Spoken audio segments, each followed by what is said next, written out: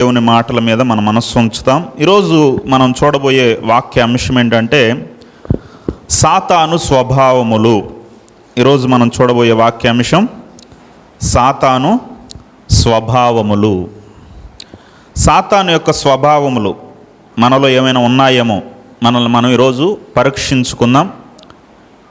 సాతాను యొక్క స్వభావములు, సాతాను యొక్క లక్షణాలు మనం చూసినప్పుడు మన జీవితాల్లో ఏదైనా మార్చుకోవాల్సి ఉంటే దాన్ని మార్చుకుందాం.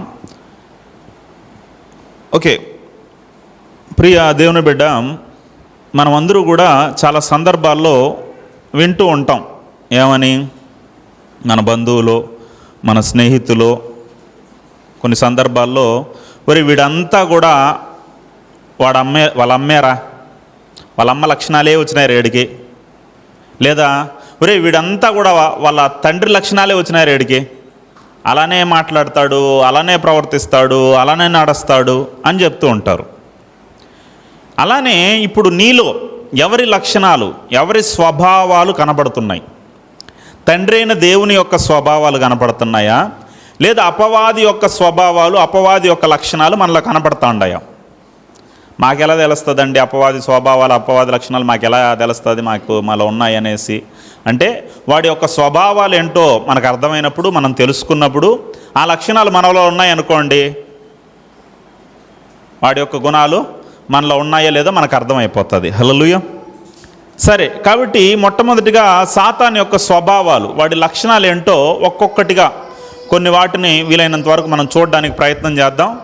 మొట్టమొదటిగా సాతాను యొక్క స్వభావం, మొదటి స్వభావం మనం చూసినట్లయితే యేసుక్రీస్తు ప్రభుల వారు అపవాది గురించి చెప్తూ ఒక మాట చెప్పారు. ఆ మాటను మనం చదువుకుందాం. యోహాను సువార్త 8వ అధ్యాయము 44వ వచనాన్ని చదువుకుందాం. యోహాను సువార్త 8:44. యోహాను సువార్త 8వ అధ్యాయము 44వ వచనాన్ని చదువుకుందాం. మీరు మీ తండ్రి యగు అపవాది సంబంధులు, మీ తండ్రి దురాశలు నెరవేర్చగోరుచున్నారు. చాలు. ఇక్కడ యేసుక్రీస్తు ఏమంటున్నాడంటే మీరు మీ తండ్రి యగు అపవాది సంబంధులు అంటున్నాడు. అదేంటి? మనమందరూ ఒకే తండ్రి పిల్లలం కదా, మన అందరి తండ్రి దేవుడు కదా, ఒక్క తండ్రే కదా మనకు ఉండేది. కానీ యేసుక్రీస్తు ప్రభుల వారు మీ తండ్రి అంటున్నాడు. ఏంటి అంటే, ఇక్కడ బైబిల్లో మనం అందరూ కూడా ఒకే తండ్రిలో నుండి మనం వచ్చినా, భూమి మీదకి వచ్చిన తర్వాత స్వభావాలను బట్టి మన తండ్రి మారిపోతాడు. నిజంగా మీ తండ్రి దేవుడు అనుకో, దేవునికి కలిగిన లక్షణాలు, దేవునికి సంబంధించిన స్వభావాలు నీలో కనపడుతూ ఉంటాయి. అలా కాకుండా సాతానుకు సంబంధించిన స్వభావాలు నీలో కనపడుతున్నాయంటే నువ్వు ఎవరి బిడ్డగా మారిపోయావంటే, నీ తండ్రి ఎవరనేసి అంగీకరించావంటే, నా తండ్రి దేవుడు కాదు, నా తండ్రి అపవాదనేసి అపవాది పిల్లలుగా మారిపోయారు.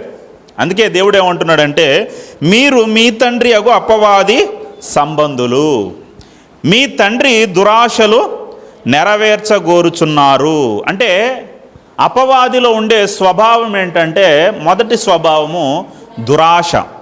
ఏంటైనా అపవాదిలో ఉండేది అందరూ చెప్పండి. మొదటి స్వభావం ఏంటి? దురాశ. చెప్పలా కొంతమంది? ఏంటి? దురాశ. ఈ దురాశ గురించి మనం ఆలోచిస్తే, దురాశ ఎంత ప్రమాదకరమో వాక్యంలో మనం ఆలోచిస్తే, యాకోబు పత్రిక 1వ అధ్యాయము, యాకోబు గారు రాసినటువంటి పత్రిక 1వ అధ్యాయము 14-15 వచనాలు చదువుకుందాం. దురాశ గురించి ఏం చెప్తున్నాడు చూడండి. 1వ అధ్యాయము యాకోబు పత్రిక 14-15 వచనాలు. ఈడవబడి మరులు కొల్పబడిన వాడై శోధింపబడును, దురాశ గర్భము ధరించి. చాలు, నాతో పాటు చెప్పండి. దురాశ, అందరూ చెప్పండి. దురాశ గర్భము ధరించి పాపమును కనగా, పాపము పరిపక్వమై మరణమును కనును. ఈ దురాశ అంటున్నాడు. దురాశ అంటే అర్థం ఏంటమ్మా? దురాశ అంటే తృప్తి లేని చెడ్డ కోరిక. దురాశ అంటే ఏంటి? అందరూ చెప్పండి. దురాశ అంటే ఏంటి? తృప్తి లేని చెడ్డ కోరిక. ఈ దురాశ ఎవరిలో ఉంటుందో వాడు వెనకాల ఎవడు ఉంటాడంటే అపవాదిగాడు ఉంటాడు. ఈ దురాశ కలిగిన వ్యక్తుల చుట్టూ ఎవరు తిరుగుతూ ఉంటారంటే అపవాది తిరుగుతూ ఉంటాడు. ఈ అపవాది తిరుగుతూ అలాంటి వ్యక్తుల్ని, ఆ దురాశ కలిగిన వ్యక్తుల్ని ఏం చేస్తాడంటే శోధిస్తాడు. ఏం చేస్తాడు? శోధిస్తాడు. శోధించడం అంటే, శోధన అంటే పాపము చేసేటట్టు ప్రేరేపించడం. శోధన అంటే ఏంటి నాయన? పాపము చేసేటట్టు ప్రేరేపించడం. అంటే దురాశ ప్లస్ శోధన ఈజ్ ఈక్వల్ టు కింద బైబిల్లో రాయబడింది పాపము. పాపం వలన ఏమొస్తుంది? మరణము. బెల్లం చుట్టూ ఈగలు ఎలా ఉంటాయో, చక్కెర చుట్టూ చీమలు ఎలా ఉంటాయో, దురాశ కలిగిన వ్యక్తుల చుట్టూ సాతాను తిరుగుతూ ఉంటాడు. సాతాను ఏదో చచ్చిపోయిన వాళ్ళ దగ్గర ఉండడు. మన వాళ్ళు ఏమనుకుంటారంటే దయ్యం ఏడుంటుందంటే సమాధుల్లో ఉంటుంది అనుకుంటారు. సమాధుల్లో వాడికి ఏం పని? నీకేమైనా పని ఉందా సమాధుల్లో? ఓ రోజు పడుకొని రా అంటే పడుకొని రావు నువ్వు, ఆ పక్క దిక్కు కూడా చూడవు నువ్వు. అటువంటిది నీకే పని లేనప్పుడు సాతానికి ఏం పని సమాధుల్లో? కాబట్టి సమాధుల్లో వాడు ఉండడంలా, సమాజంలో చెడిపోయిన దురాశ చేత నిండిపోయిన వ్యక్తుల చుట్టూ వాడు తిరుగుతూ ఉన్నాడంట, వాడు శోధిస్తూ ఉన్నాడంట. హల్లెలూయా. కాబట్టి దురాశ మనలో ఏమైనా ఉందేమో. దురాశ మనిషిని ఏం చేస్తుందంటే పాపము చేసేటట్టు, చివరికి మరణించేటట్టు చేస్తుందని వాక్యం చెప్తాంది. పైన ఇంకొక మాట ఏమన్నాడు మనం చదువుకున్న మాటలో? ఏమంటున్నాడు? ప్రతివాడును తన స్వకీయ దురాశ చేత ఈడవబడి. అంటే ఈ దురాశ ఏం చేస్తుందంటే వాడు నిన్ను ప్రేరేపించడం కాదు, నీలో దురాశ ఉందనుకో. చాలామంది ఏం చెప్తారంటే, ఒరేయ్ ఎందుకురా సినిమాకి పోయావన్నాం అనుకో, ఒరే నేను పోలేదురా, నాకు ఇష్టం లేదురా, వాడు బలవంతంగా తీసుకుని పోయినాడురా నన్ను, వాడి ప్రేరణ బట్టి పోవాల్సి వచ్చింది అంటాడు.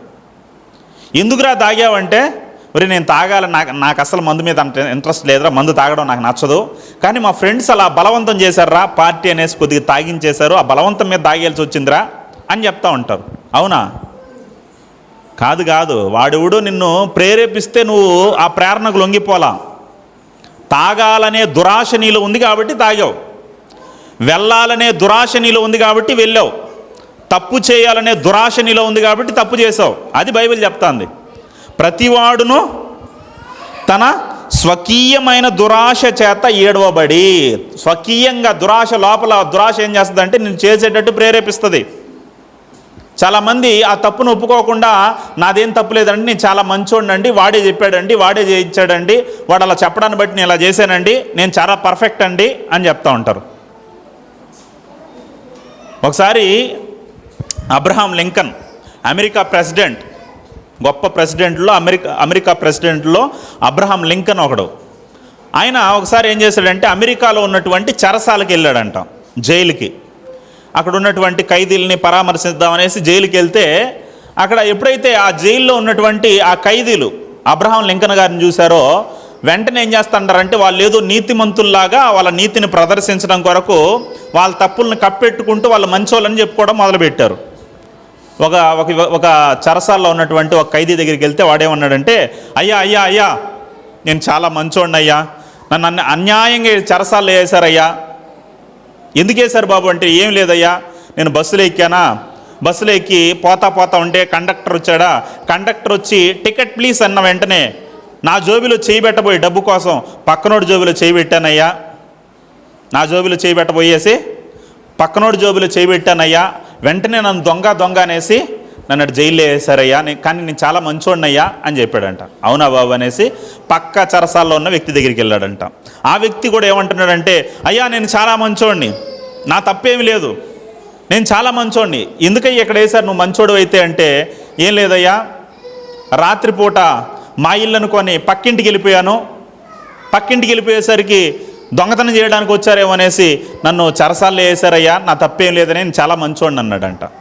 సరే అనేసి ఇంకొక పక్కకి వెళ్తే అన్నాడంట, అయ్యా నా తప్పేం లేదు, కొద్దిగా కంట్రోల్ చేయమా, నోట్లో అది పెట్టు. ఏమన్నాడంటే, నా తప్పేం లేదయ్యా, నేను మా భార్య అనుకొని తాగేసిన మైకంలో పక్కింటి ఆమె చేయబట్టుకున్నాను, అంతే, నేను వ్యభిచారం చేశాననేసి, నేను ఆమెని రేపే అటెంప్ట్ చేయడానికి వచ్చాననేసి నన్ను జైల్లో వేసేదారు, ఇలా రకరకాల కారణాలు చెప్తూ మేము మంచి వాళ్ళం, ఎదుటోళ్ళే తప్పు చేశారు, ఎదుటోళ్ళే మమ్మల్ని అన్యాయం చేశారని చెప్తూ ఉన్నారు.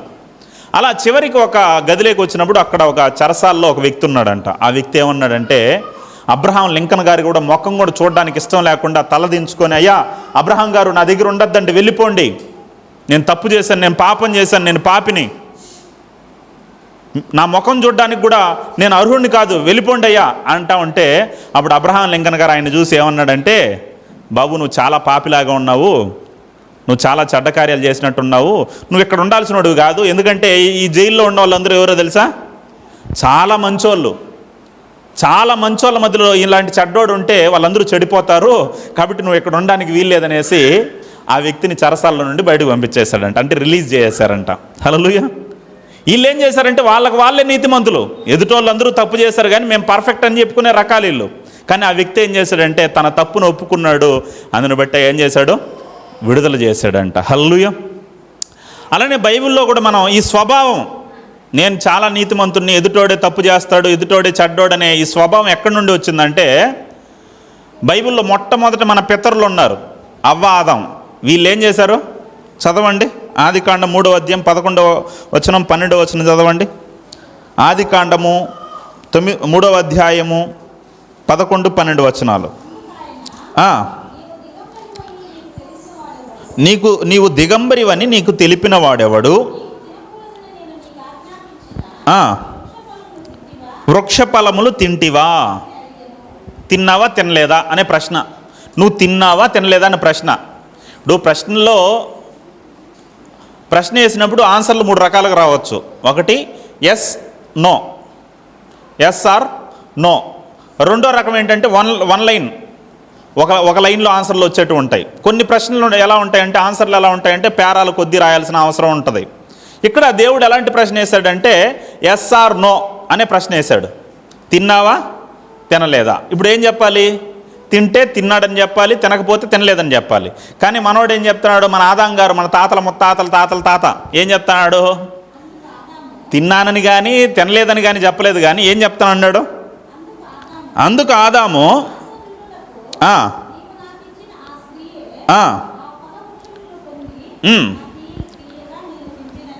నేను చాలా పర్ఫెక్టు, నువ్వు నాకు ఇచ్చిన ఇస్త్రీ ఏం చేసింది, నన్ను మడత పెట్టింది, ఈ మడత పెట్టడం వల్ల నేను తప్పు చేయాల్సి వచ్చింది అనేసి ఆ నింద ఎవరి మీద వేస్తా అన్నాడు, అవ్వ మీద వేస్తా అన్నాడు. తాను అప్పుడు ఆ ఉద్దేశం ప్రకారం ఆదాం గారు ఎవరు, చాలా నీతిమంతుడు, ఆమె తప్పు చేసింది, ఈయన మాత్రం నీతిమంతుడు. సరే అవ్వ ఏమైనా తప్పు ఒప్పుకునిందా, అవ్వేం చెప్తాంది,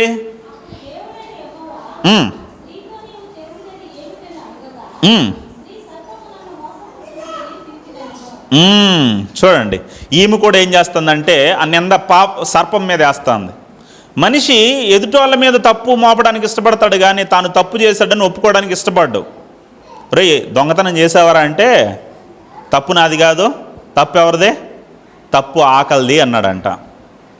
కాబట్టి నింద మోపడానికి ఇష్టపడతాడు, నిందను ఒప్పుకోవడానికి ఇష్టపడ్డు, తప్పును ఒప్పుకోవడానికి ఇష్టపడ్డు. కారణం ఏంటంటే దురాశ. ఈ దురాశ ఎవరిలో అయితే ఉంటుందో వాడిని సాతాను ఏం చేస్తాడో శోధిస్తాడు, వాడి వెనకే సాతాను ఉంటాడు అని వాక్యం చెప్తా ఉంది. కాబట్టి ప్రియులారా మనలో దురాశ ఉండకూడదు. దురాశ ఎవరి లక్షణం అంటే, ఎవరి స్వభావం అంటే సాతాను స్వభావం. ఆశ ఉండడం తప్పు కాదు. ఆశ అనేది బైబిల్లో ఎక్కడ కూడా నాయనా నువ్వు ఇడ్లీ తినాలనుకున్నావు, నువ్వు దోశ తినాలనుకున్నావు, నువ్వు వడ తినాలనుకున్నావు, ఆశపడ్డావు, తప్పు కాదు. అంత మాత్రాన దేవుడు ఆశ, దోశ, అప్పడం, వడ అనడు. కానీ దురాశ నీలో ఉన్నదనుకో దాన్ని దేవుడు ఒప్పుకోడు. బైబిల్లో మనం చూసినట్లయితే ప్రసంగి గ్రంథము 5వ అధ్యాయము 10-11 వచనాలు, తిమోతికి రాసిన మొదటి పత్రిక చదువుకుందాం. అక్కడ మనం ఎలా ఉండాలని రాయబడింది చూడండి. తిమోతికి రాసిన మొదటి పత్రిక 6వ అధ్యాయం 6, 7, 8 వచనాలు చదవండి. తిమోతికి రాసిన మొదటి పత్రిక 6వ అధ్యాయము 6, 7 వచనాలు. సంతుష్టి సహితమైన దైవభక్తి గొప్ప లాభ సాధనం. ఏంటి నాయన లాభ సాధనం భూమి మీద? నువ్వు ఏ ఉద్యోగం చేసినా, ఎంత పెద్ద వ్యాపారం చేసినా దాంట్లో లాభం వస్తుందో రాదో నాకు తెలియదు, కానీ ఆ లాభం వల్ల నీకు మేలు జరగదో నాకు తెలియదు, కానీ ఒక్క వ్యాపారం ఉంది, ఒక పని అయితే ఉంది, ఆ పని వల్ల గొప్ప లాభం కలుగుతుందంట. ఏంటంటే తెలుసా? దైవభక్తి. దైవభక్తి అనే పని ఎలాంటిదంటే గొప్ప లాభ సాధనమై ఉన్నది. ఈ ఇహలోకమందు కావచ్చు, పరలోకమందు కావచ్చు, నీకు లాభాన్ని చేకూర్చేది ఏంటంటే దైవభక్తి. అలా కాకుండా ఇంకా కింద, మనం ఈ లోకానికి ఏమీ తేలేదు,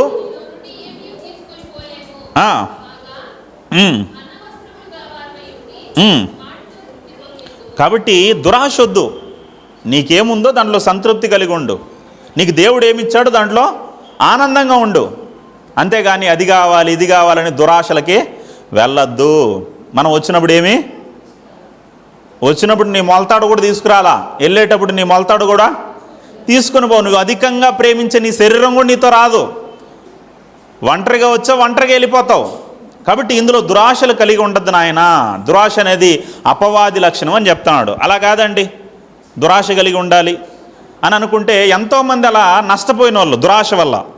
ఈ మధ్యకాలంలో ఒక ఫ్యామిలీ భార్యాభర్తలు ఏం చేశారంటే, ఈ బెట్టింగ్ యాప్లో ఈ ప్యాకాట్ ఏదో ఉందన్నమాట. మామూలుగా ప్యాకాట్ బయట ఆడేవాళ్ళు ఇప్పుడు ఏం చేసిందంటే సాతాను సులభతరం చేసి నువ్వు ఎక్కడ కూర్చున్నావు అక్కడే ప్యాకాట్ ఆడచ్చు అన్నమాట. పోలీసులకు దొరకకుండా నువ్వు ప్యాకాట్ ఆడచ్చు. అలాంటి ఒక యాప్లో ఆన్లైన్లో ప్యాకాట్ ఆడాడు. ఎవరెవరు? భార్యాభర్తలు ఇద్దరు కలిసి. 1,00,000 పెట్టాం, సరే పోయింది. 2 లక్షలు పెడితే ఇంకా వస్తుందేమో, 3 లక్షలు పెడితే వస్తుందేమో, అలా మెల్లిమెల్లిగా 30 లక్షలు పోగొట్టారంట. ఎంత పోగొట్టారమ్మా?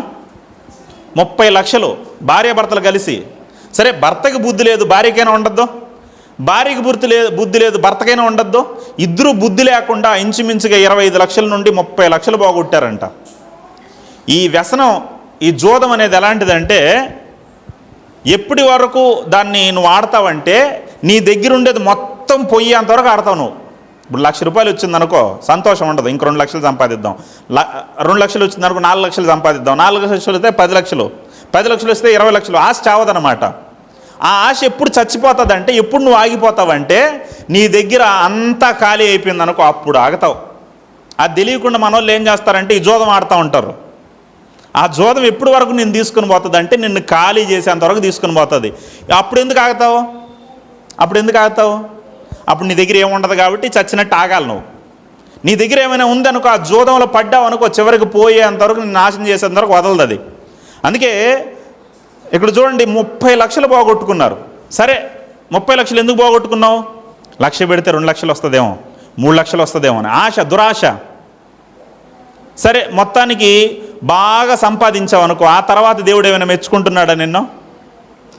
బాగా సంపాదించిన వాళ్ళ గురించి దేవుడు ఏం చెప్తున్నాడు చూడండి.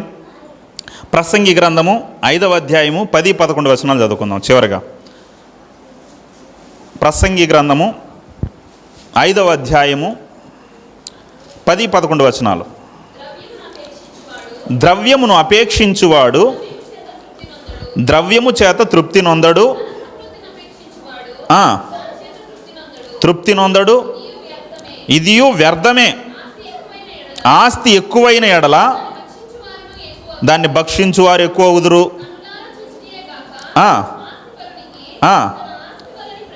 ఏం ప్రయోజనం? చూసుకోవడానికి తప్ప ఎందుకు పనికి వస్తుంది?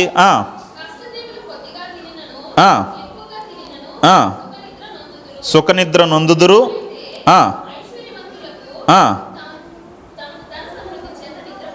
అందరూ నాతో పాటు చెప్పండి. కష్టజీవులు కొద్దిగా తినినను ఎక్కువగా తినినను సుఖనిద్ర నొందుదురు. అయితే ఐశ్వర్యవంతులకు తమ ధన సమృద్ధి చేత నిద్ర పట్టదు. నేను గత 2 రోజులుగా మా ఇంటి బయట పడుకొని నిద్రపోతాండ. అంటే ఫ్యామిలీ కొద్దిగా అందరూ వచ్చేసరికి ఫ్యాన్ రిపేర్ వచ్చింది, లోపల పడుకునేదానికి కుదరలా. బయట పడుకుంటే ప్రశాంతంగా నిద్ర వచ్చింది. నేను పెళ్లి చేసుకోకముందు కూడా బయట నిద్రపోయేవాడిని. ఎప్పుడు కూడా భయపడ్డం కానీ, దిగులు పడ్డం కానీ, అమ్మో ఏదో జరిగిపోతుందని ఆలోచన నాకు లేదు.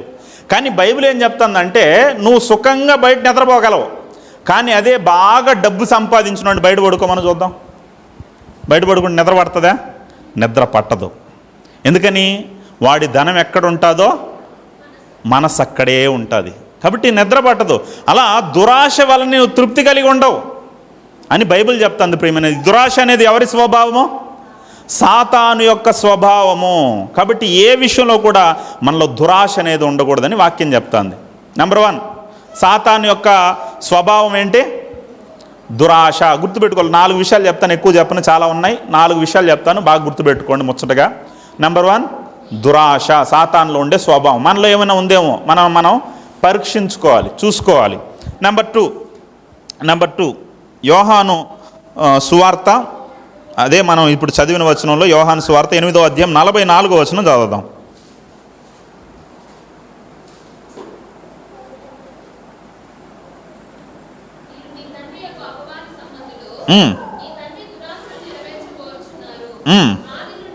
ఆది నుండి వాడు నరహంతకుడై ఉండి సత్యమందు నిలిచినవాడు కాడు, వాని యందు సత్యమే లేదు.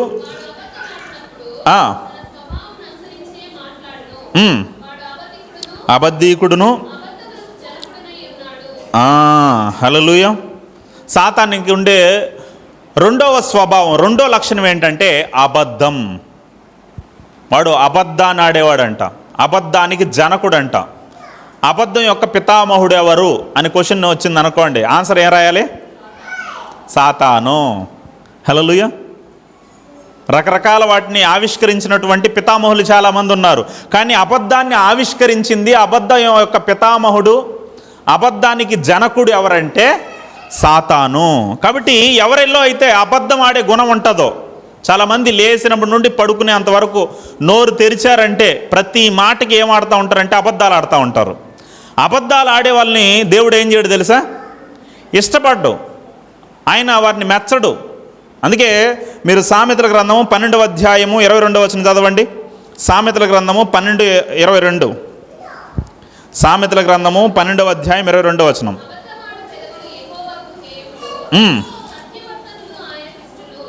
ఆమేన్. హల్లెలూయా. అందరూ నాతో పాటు చెప్పండి ఈ మాట.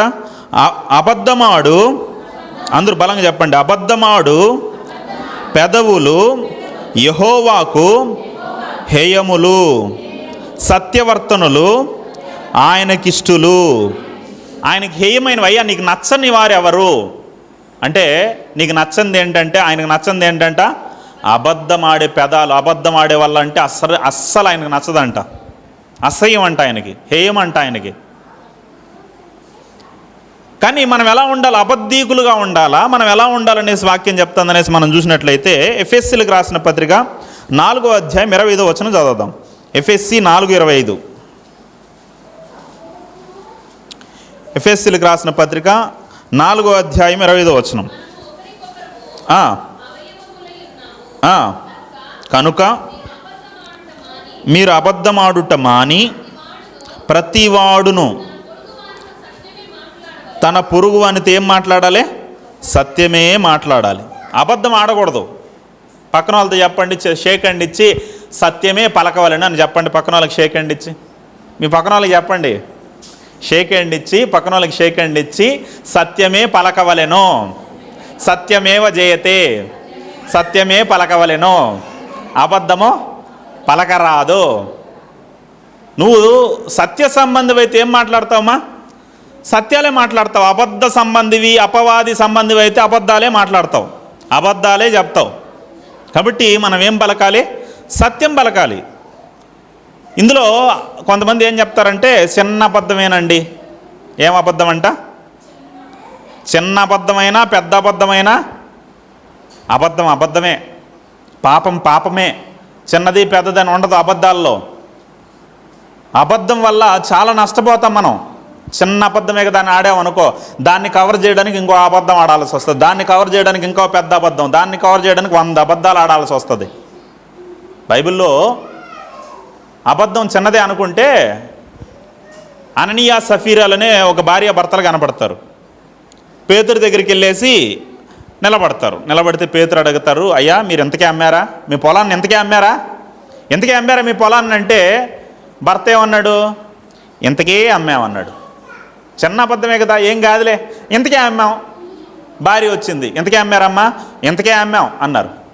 ఎప్పుడైతే అబద్ధం ఆడారో సౌండ్ లేకుండా చచ్చిపోయారు. ఏమి లేకుండా చచ్చిపోయారు? సౌండ్ ఏమి లేదు, ఆడారే లేరు, అక్కడికక్కడే కుప్పగూలేరు, చచ్చారు. అంటే అబద్ధం ఎంత ప్రమాదకరమో చూడండి. అబద్ధం ఎంత ప్రమాదకరం అంటే ప్రకటన గ్రంథము 21వ అధ్యాయము 8వ వచనం. ప్రకటన గ్రంథము 21వ అధ్యాయము 8వ వచనం నేను చదువుతాను, నాతో పాటు చెప్పండి. ప్రకటన గ్రంథము 21:8. అందరూ నాతో పాటు చెప్పండి. పిరికి వారును, అవిశ్వాసులను, అసహ్యులను, నరహంతకులను, వ్యభిచారులను, మాంత్రికులను, విగ్రహారాధికులను, అబద్ధీకులందరూ అగ్నిగంధకములతో మండు గుండములో పాలు పొందుదురు. ఇది రెండవ మరణము. అబద్ధం ఆడే వాళ్ళందరూ ఎక్కడికి వెళ్ళిపోతారంట ఆయన? అగ్నిగుండంలోకి. హల్లెలూయా. ప్రతి ఒక్కరు, అబద్ధం ఆడే ప్రతి ఒక్కరు ఎక్కడికి వెళ్ళిపోతారంటే నరకానికి వెళ్ళిపోతారు, పాతాళానికి జారిపోతారని వాక్యం చెప్తా ఉంది. అదే రీతిగా ఆ ప్రకటన గ్రంథం చివరి అధ్యాయము 22వ అధ్యాయము 15వ వచనం చదువుకుందాం. 22:15.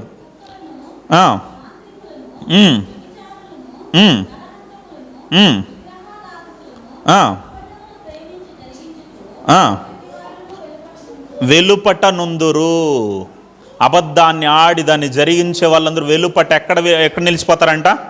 పరలోకం గేటు బయట నిలిచిపోతారు. పరలోకంలోకి ఎంటర్ లేదు వాళ్ళకి, వాళ్ళ లోపల ప్రవేశించేదానికి అర్హత లేదు. అబద్ధం ఆడే వాళ్ళందరూ పరలోకం గేటు కాడనే ఆగిపోవాలి, పాతాళానికి జారిపోవాలి అని వాక్యం చెప్తాంది. కాబట్టి మనం అబద్ధం విషయంలో చాలా జాగ్రత్తగా ఉండాలి ప్రియులరా. ఇందుకీ అబద్ధం ఆడిన అననీయ సఫీరా చచ్చిపోయారు కదా, మనమందరూ కూడా అబద్ధాలు ఆడుతూ ఉంటాం కదా, లెక్కలైన అబద్ధాలు ఆడుతూ ఉంటాం కదా. వాళ్ళు మాత్రం చచ్చిపోయారు, మనం ఎందుకు చచ్చిపోలేదు? ఎందుకు చచ్చిపోలేదమ్మా? అబద్ధం ఆడినటువంటి అననీయ సఫీరాలను దేవుడు చంపేనప్పుడు మనమందరూ ఏమైనా నిజాలు చెప్తామా? మనమందరూ ఏమైనా సత్యవర్తనలోమా? మనం అబద్ధాలు ఆడేవాళ్ళం, మనం ఎందుకు చనిపోలేదు? బైబిల్లో రోమిలకు రాసిన పత్రిక 3వ అధ్యాయం 3వ వచనం చదవండి. రోమిలకు రాసిన పత్రిక 3వ అధ్యాయం 3వ వచనం.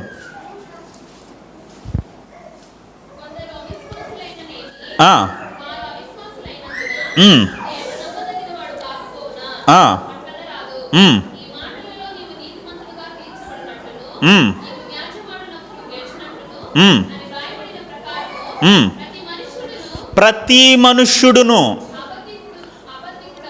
అబద్ధీకుడగును. ఆమేన్, హల్లెలూయా. అంటే ప్రతి మనిషి ఎవరంట? అబద్ధీకుడు. ఇప్పుడు చంపేయాల్సి వచ్చింది అనుకో, అబద్ధం ఆడే వాళ్ళని దేవుడు చంపేద్దాం అనుకున్నాడు అనుకో, ఇక్కడ ఉండే ఎవ్వరు మిగలరు. కలికిరిలో ఉండే వాళ్ళు ఎవరు మిగలరు. మన దేశంలో భూమి మీద ఎవ్వడు మిగలడు. ఎందుకంటే అందరూ ఏం ఆడుతూ ఉండారో? అబద్ధాలు ఆడుతూ ఉండారు. నోరు తెరిస్తే అబద్ధాలు చెప్తా ఉండారు. చిన్నదానికి పెద్దదానికి ప్రతిదానికి ఏం ఆడేస్తుండారంటే అబద్ధం అబద్ధం అబద్ధం ఆడుతూ ఉండారు. అందుకే దేవుడు ఏమనుకున్నాడంటే వీళ్ళకి బుద్ధి తెప్పిద్దాం, అననీయ సఫీరాలను లేపేస్తే వీళ్ళు భయపడతారేమో అబద్ధం ఆడేదానికి అని దేవుడు ఎగ్జాంపుల్గా వాళ్ళని పెట్టాడు. లేపేయాల్సి వస్తే మనందరిని లేపేయాల్సి వస్తుంది. దేవుడు ఏం కోరుకుంటున్నాడంటే నా పిల్లలు అబద్ధం ఆడకుండా సత్యాన్ని చెప్పేవారుగా ఉండాలి, సత్యవర్తనులుగా మారాలనేది ఆయన కోరిక. హల్లెలూయా. కాబట్టి ప్రియమైన దేవుని పిల్లరా, చాలామంది ఏం చేస్తారంటే పెళ్లి చేయడానికి ఏం ఆడాలంట? 100 అబద్ధాలు ఆడైనా ఒక పెళ్లి చేయాలంట. ఆ పెళ్లి నిలుస్తుందా? ఒక అబద్ధం ఆడితేనే నిలవదు పెళ్ళి. 100 అబద్ధాలు ఆడి ఏం చేస్తాడంట మనోడు? ఆ పెళ్ళి నిలవదు. ఇంకా నిజం చెప్పు, సత్యం చెప్పు. బైబిల్ ఏం చెప్తుందంటే 10 ఆజ్ఞల్లో ఒక ఆజ్ఞ ఏంటి? అబద్ధ సాక్ష్యము పలకకూడదు. అబద్ధ సాక్ష్యము పలకకూడదు, అబద్ధం ఆడకూడదు. ఆయన పిల్లలందరూ ఎలా ఉండాలంటే సత్యం చెప్పే వాళ్ళు ఉండాలి అనేది ఆయన కోరిక. కానీ అపవాది యొక్క స్వభావం ఏంటి? అపవాది యొక్క స్వభావం ఏంటి? అబద్ధం ఆడడం. ఇప్పుడు వాడి స్వభావం నీలో ఉంటే నువ్వెవరు బిడ్డగా మారిపోతా ఉండవు అంటే సాతాను బిడ్డగా మారిపోతా ఉండవు. కాబట్టి పిల్లరా, మనలో మనం ఒకసారి టెస్ట్ చేసుకుందాం, పరీక్షించుకుందాం. మనలో ఏమైనా దురాశ ఉందా? మనలో ఏమైనా అబద్ధం ఆడే గుణం ఉందా? ఈ గుణాలు ఎవరివంటే సాతానువి, అపవాదివి అని గుర్తుపెట్టుకోవాలి. ఓకే, 2 వచ్చాయి మనకు. అపవాది స్వభావాలు ఏంటంటే నాయన, 1 దురాశ, 2 అబద్ధం ఆడడం. 3వది చూద్దాం. 3వది ప్రకటన గ్రంథము 12వ అధ్యాయము 9వ వచనం. ప్రకటన గ్రంథము 12వ అధ్యాయము 9వ వచనం చదువుదాం. కాగా సర్వలోకమును మోసపుచ్చుచు అపవాదనియు సాతాననియు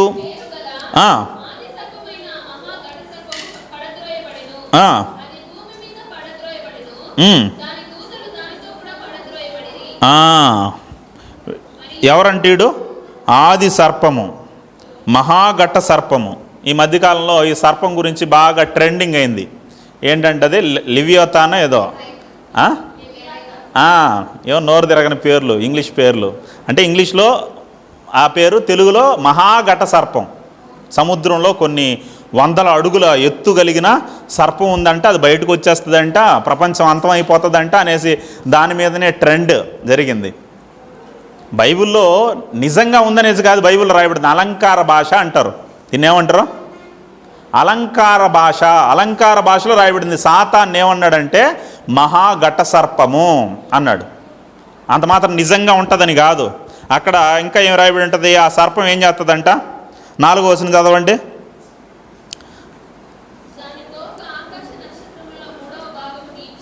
ఏది?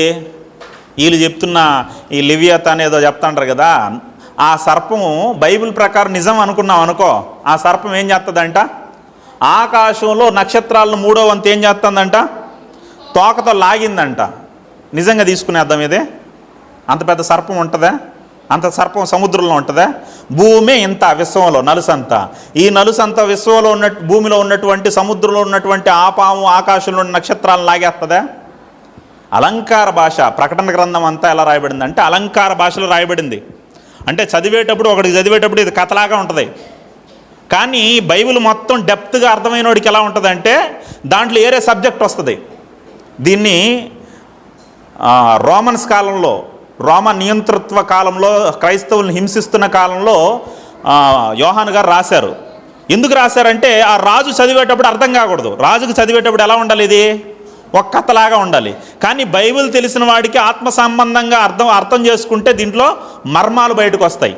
అది అక్కడ కాన్సెప్ట్. అంతేగాని పామును పాముగా, ఘట సర్పాన్ని ఘట సర్పంగా తీసుకోకూడదు. ఘట సర్పం అని సాతానికి పేరు పెట్టబడింది. అంతేగాని నిజంగా పెద్ద పాము ఉంటుందని కాదు. ఓకే, మన విషయానికి, మన సబ్జెక్టుకి వచ్చేద్దాం. ఇప్పుడు ఆ సర్పం, ఆ సాతాను గురించి చెప్తూ ఏమంటున్నాడు ఆయన 9వ వచనంలో? వాడి యొక్క స్వభావం ఏంటంట? మోసపుచ్చడం. సర్వలోకమును మోసపుచ్చుచు. అంటే వాడి యొక్క స్వభావాల్లో 3వ స్వభావం ఏంటంటే మోసపుచ్చుతాడు. సర్వలోకాన్ని మోసపుచ్చుతాడు. ఏం కాదు, యవన కాలంగా ఉంది కదా, కొద్ది బలంగా ఉన్నావు కదా, తిను, తాగు, ఎంజాయ్ చేయి, నీ ఇష్టం వచ్చినట్టు బతుకు. ఎందుకంటే యవ్వనం వెళ్ళిపోయింది అనుకో, యవ్వనం ఐస్ క్రీమ్ లాంటిది, కరిగిపోతే మళ్ళా రారదు. వేడి రక్తం మీద ఉండవు. తప్పు చేసేయి, ఇంకెప్పుడు తప్పు చేస్తావు? ఎప్పుడు ఎంజాయ్ చేస్తావు? పళ్ళు ఊడిపి నాకు ఎంజాయ్ చేస్తావా? కాబట్టి ఇప్పుడే ఎంజాయ్ చేసాయి, ఇప్పుడే తాగి, ఇప్పుడే ఇష్టం వచ్చినట్టు బతికేయి అనేసి సాతాను ఏం చేస్తుంది? మోసగిస్తుంది మనుషుల్ని. ఒకసారి అంటే ముందుగా చెప్పాను అనుకుంటా మీకు బహుశా. ఒకసారి ఏం జరిగిందంటే, అంటే ఇది నిజంగా జరిగింది కాదు, మనకు అర్థం కావడం కోసం, సాతాను ఎలా మోసగిస్తాడో మనకు అర్థం కావడం కోసం. ఒకసారి ఏం జరిగిందంటే, ఒకడు చనిపోయి పైకి వెళ్ళాడంట. వాడు 2 పడవల మీద ప్రయాణం చేసినాడు. లోకంలో దేవునిలో 2 పక్కల ఉన్నాడు, ప్రయాణం చేసినవాడు. కాబట్టి వాడి యొక్క లెక్క చూసినప్పుడు సమానంగా, చెడు కానీ మంచి కానీ సమానంగా కనపడిందంట దేవదూతకి. అందుకనేసి ఏమనుకునిందంటే, సరే వీడు మంచి సమానంగా చేశాడు, చెడు సమానంగా చేశాడు, దేవునిలో ఉండి మంచి కార్యాలు సమానంగా చేశాడు, లోకంలో చెడ్డ సమానంగా చేశాడు, కాబట్టి వీడికే ఛాయిస్ ఇద్దాం మనము అనేసి, బాబు నువ్వు పరలోకం వెళ్తావు, నరకం వెళ్తావు, నీకేం కావాలో కోరుకోనిందంట. వాడేం చెప్పాడంటే, నరకం కానీ పరలోకం కానీ ఎలా ఉంటాయి నేను చూడలేదు కదా, కాబట్టి నాకు చూపించిన తర్వాత అవి ఏది బాగుంటే దాన్ని ఎన్నుకుంటాను అని చెప్పాడంట. సరే అనేసి వీడిని పరలోకం తీసుకొని పోదాం, వీడికి పాపం పోయినలే, పరలోకం పోనీలేడు అనేసి ఏం చేసిందంటే, దేవదూతని పట్టుకొని పరలోకం అంతా తిరిగి చూపించిందంట. పరలోకంలో ఏముందంటే బంగారు వీధులు, బంగారు ఇల్లులు, చాలా ఆనందం, చాలా సంతోషం, దేవుణ్ణి స్తుతిస్తా ఆరాధిస్తా ఎంతో ఆనందంగా ఉన్నారంట. చూశాడంట, ఓకే పరలోకం చూశాడు, బాగానే ఉంది.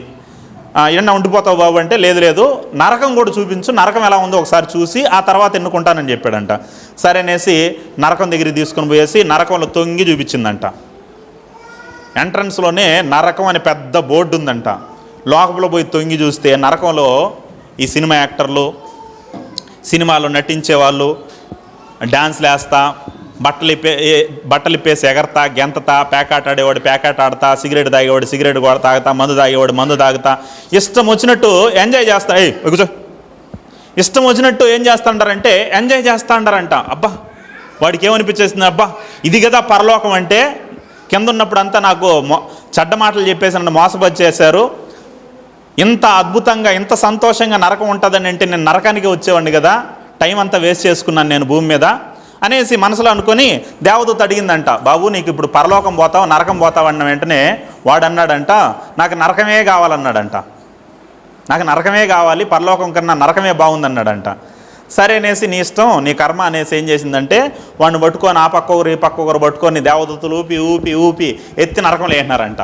నరకంలో ఎప్పుడైతే పడ్డాడో లేదో వెంటనే మంటలు, ఒళ్ళంతా మండిపోతుంది, నాలుకంతా కాలిపోతుంది, మొత్తం మంటలు మంటలు మంటలు, అయ్యో కాలిపోతాను అమ్మో కాలిపోతాను, మంటలు మంటలు మంటలు అనేసి అరస్తూ ఉంటే ఆ పక్క నుండి సాతాను పోతా ఉన్నాడంట.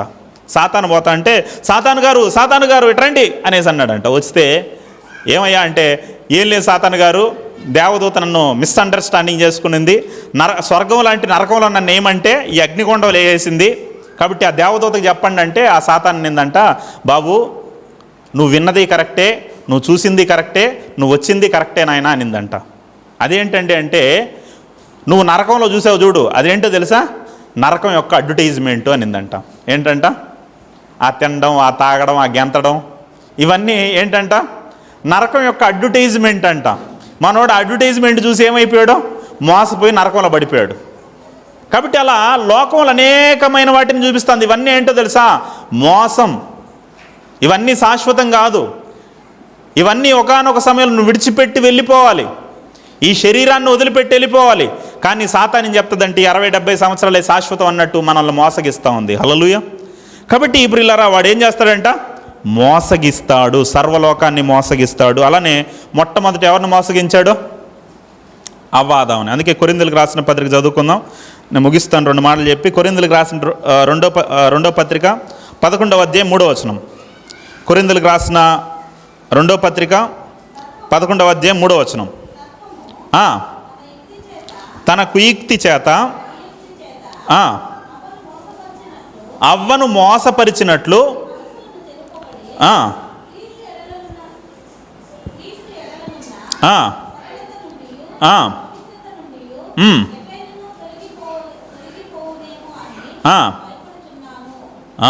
చూడండి, అవ్వ ఆదామును ఏం చేసింది, సాతాను తన కుయుక్తి చేత మోసపరిచింది. మొట్టమొదట ఎవరిని మోసగించడానికి వెళ్ళింది, ఆదాం గారి దగ్గరికి వెళ్ళింది. ఆదాం మోసపోలేదంట, అవ్వ మోసపోయిందంట. మీరు తిమోతికి రాసిన మొదటి పత్రిక 2వ అధ్యాయం 13వ వచనం చదవండి. తిమోతికి రాసిన మొదటి పత్రిక 2వ అధ్యాయం 13వ వచనం. మొదట ఆదామును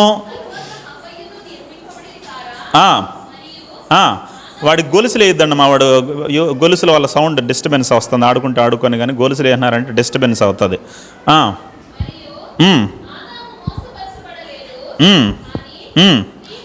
ఆదాము మోసపరచలేదు కానీ స్త్రీ మోసపరచబడి అపరాధములో పడెను. ఎవరు మోసపరచబడలేదంట అంటే సాతాను మొదట ఎవరి దగ్గరికి వెళ్ళింది, ఆదాము దగ్గరికి వెళ్ళింది. ఆదాము మోసపోలా, కానీ ఎవరు మోసపోయారు, అవ్వ మోసపోయింది. ఎక్కడ నొక్కాలి అక్కడ నొక్కాడు అనమాట. ఆదాము మోసపోవడం నా దగ్గర, కానీ అవ్వ చెప్తే వింటాడు.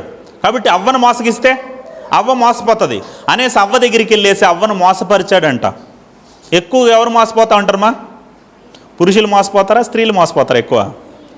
ఎక్కువ మోసపోయేది ఎవరంటే స్త్రీలే. అందుకే ఈ మోసం చేసే వాళ్ళు కూడా ఎప్పుడు వస్తారు తెలుసా, ఈ భర్తలు లేనప్పుడు వస్తారు.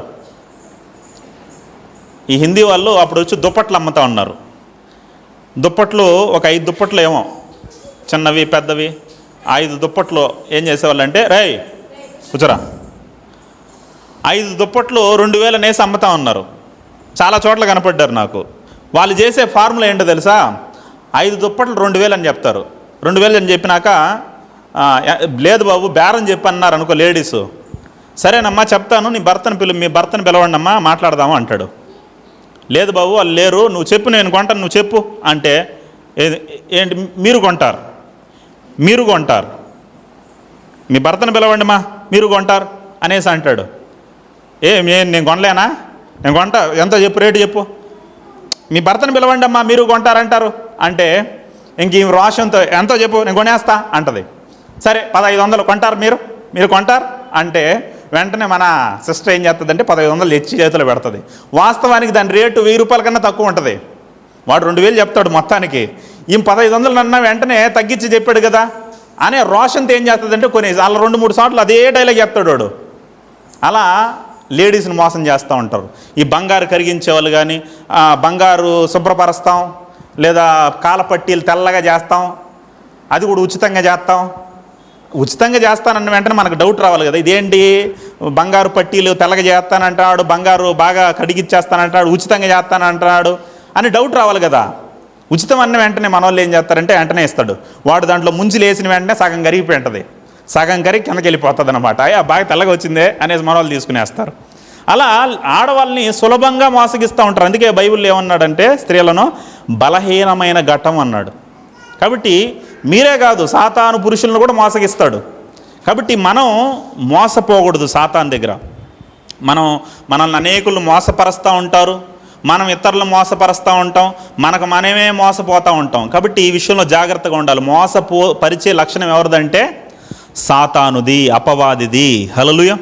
కాబట్టి ఎవరినైనా మోసగించే లక్షణం ఉందా? జాగ్రత్త. 3 లక్షణాలు: 1 దురాశ, 2 అబద్ధం, 3 మోసపరిచే లక్షణం. వీడి లక్షణాలు, వీడి స్వభావాలు. చివరిగా ఒకటి చూపించేసి ముగించేస్తాను, టైం అయిపోతుంది. ప్రకటన గ్రంథము 12వ అధ్యాయము 10వ వచనం. ప్రకటన గ్రంథము 12:10. ఒక గొప్ప స్వరము ఈలాగు చెప్పుట వింటిని, రాత్రింబగళ్ళు మన దేవుని ఎదుట మన సహోదరుల మీద నేరము మోపువాడైన అపవాది. అంటే వీడి 4వ లక్షణం ఏంటంటే నేరం మోపడం, నిందలు మోపడం. నేరం మోపే లక్షణం మీలో ఏమైనా ఉందా? అది ఎవరి లక్షణం అంటే సాతాను లక్షణం. చిన్నపిల్లలు ఏం చేస్తూ ఉంటారంటే శాడీలు చెప్తూ ఉంటారు.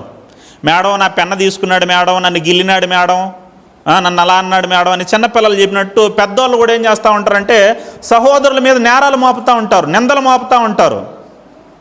అది ఎవరి లక్షణం అంటే అపవాది లక్షణం. అపవాది ఏం చేస్తుంది అంటే చూడండి, మనుషుల దగ్గరికి వచ్చినప్పుడు దేవుడి మీద నిందలు మోపుతుంది.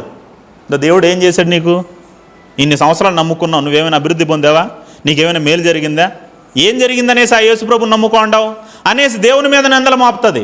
దేవుని దగ్గరికి వెళ్ళినప్పుడు మనుషుల మీద నిందలు మోపుతుంది. అవునా? బైబిల్లో మనం చూస్తే అవ్వ దగ్గరికి వచ్చింది. అవ్వ దగ్గరికి వచ్చి ఏం చెప్పింది? చదవండి, 3వ అధ్యాయం 5వ వచనం. టకటక చదవండి. ఆదికాండం 3వ అధ్యాయం 5వ వచనం.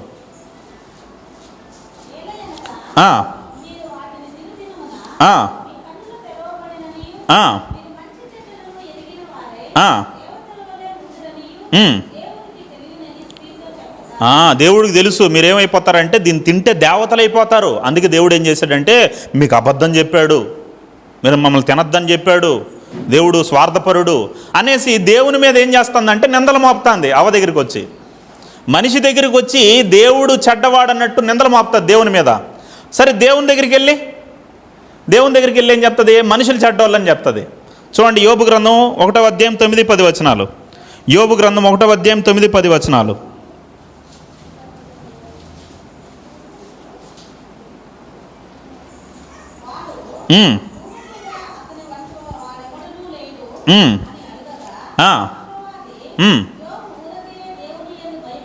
ఊరకే దేవుడు ఎందు భయభక్తులు కలిగినోడు అయిపోయినాడా?